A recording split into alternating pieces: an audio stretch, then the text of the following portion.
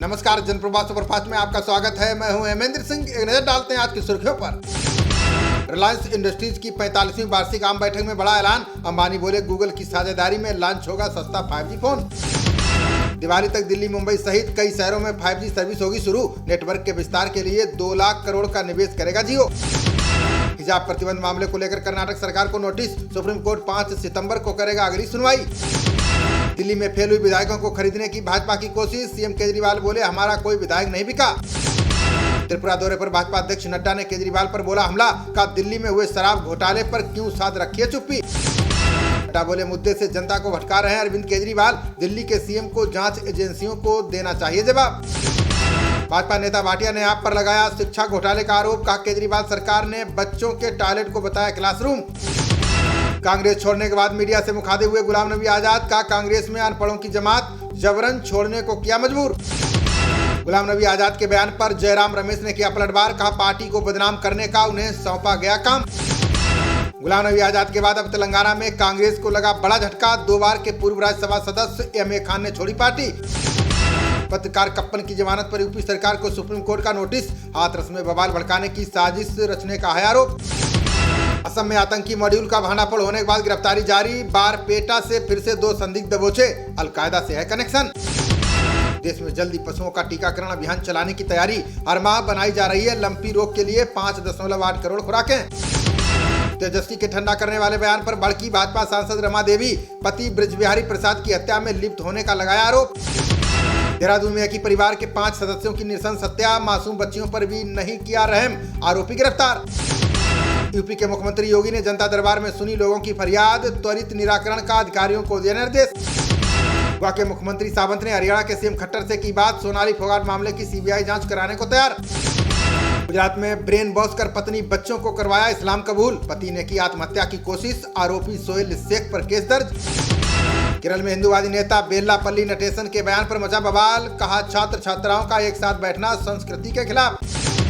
सतर्कता आयोग ने अपनी रिपोर्ट में सरकारी विभाग पर लगाया आरोप। का भ्रष्टाचारियों का किया जा रहा है बचाव। 55 पर नहीं हुई कार्रवाई। ट्विन टावर गिराने के बाद भाजपा नेता किरीट सोमैया ने की मांग। मुंबई में भी अवैध ऊंची इमारतों का कराया जाए ऑडिट। दुमका में लड़की को जलाने के मामले में सीएम सोरेन ने दी प्रतिक्रिया। कहा हमारी कोशिश है कि जल्द से जल्द आरोपी को मिले सजा। भ्रष्टाचार के आरोपों पर सीएम ममता का बीजेपी पर बड़ा हमला। कहा मैं चुनौती देती हूं कि मुझे गिरफ्तार करके दिखाएं। देश में वर्ष 2021 में सबसे अधिक लोगों ने की आत्महत्या। रिपोर्ट में दावा छात्रों और उद्यमियों के मामले में वृद्धि। देश में बीते 24 घंटे में कोरोना के आए 7,591 नए मामले। इस दौरान 30 मरीजों की गई जान। ठीक होने की दर बढ़ी। मुंबई में नाविकों के कोष से 10 करोड़ रुपए के गबन का आरोप। पुलिस ने NUSI के अधिकारियों पर मुकदमा दर्ज कर शुरू की जांच।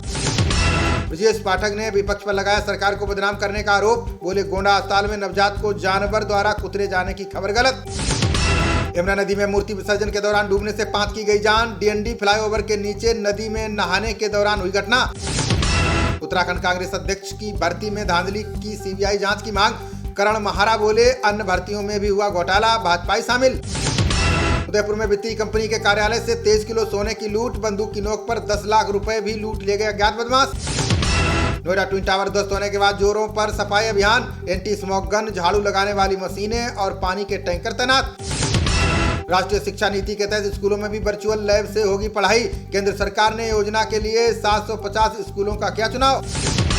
अगले महीने बिहार के दौरे पर आएंगे गृहमंत्री अमित शाह। 23 से 24 सितंबर को बिहार के सीमांचल क्षेत्र का भी करेंगे दौरा।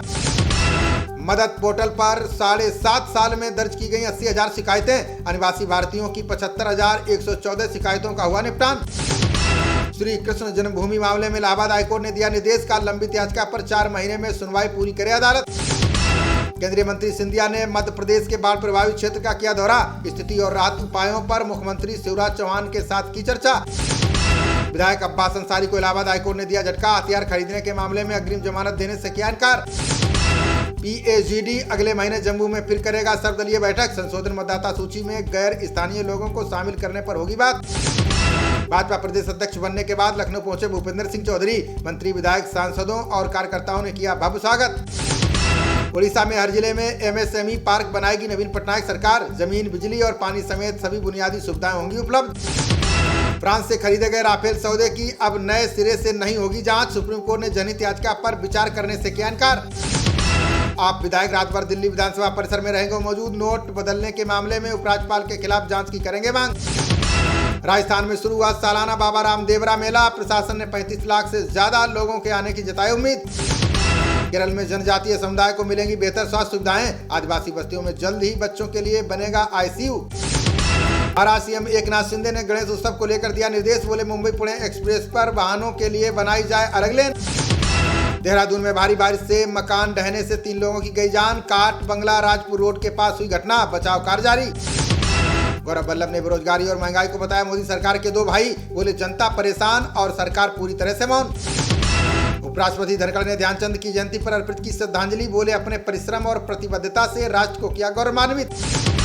हेरिटेज कालका शिमला टॉय ट्रेन में लगाए जाएंगे नए कोच। अगले 10 महीनों में ब्रिटिश काल के कोचों का होगा कायाकल्प। 861 अंक टूटकर 57,972 अंक पर बंद हुआ सेंसेक्स। 246 अंक के नुकसान के साथ 17,312 अंक पर पहुंचा निफ्टी। खबरों का सिलसिला जारी रहेगा, देखते रहिए जनप्रवाद। नमस्कार।